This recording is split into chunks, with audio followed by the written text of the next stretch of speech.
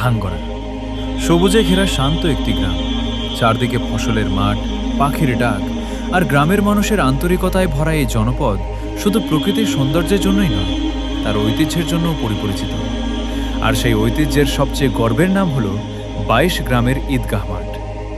অনেক বছর আগে যখন গ্রামের মানুষদের যোগাযোগ ব্যবস্থা এত উন্নত ছিল না, তখন আশেপাশের 22টি গ্রামের মানুষ একসাথে সিদ্ধান্ত নিয়েছিল ঈদের নামাজ তারা সবাই মিলেমিশে একটি জায়গাতেই আদায় করবে।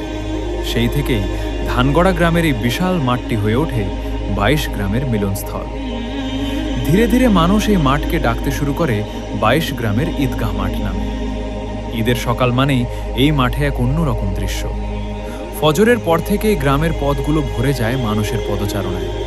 ছোট ছোট শিশুরা নতুন পোশাক পরে বাবার হাত ধরে আসে, তরুণরা বন্ধুদের সাথে হাসি মুখে এগিয়ে যায়, আর বয়স্ক মানুষদের চোখে ফুটে ওঠে বহু বছরের স্মৃতি।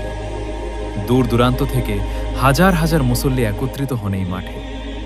এক কাতারে দাঁড়িয়ে ধনী গরিব ছোট বড় সবাই মিলে আদায় করেন ঈদের নামাজ।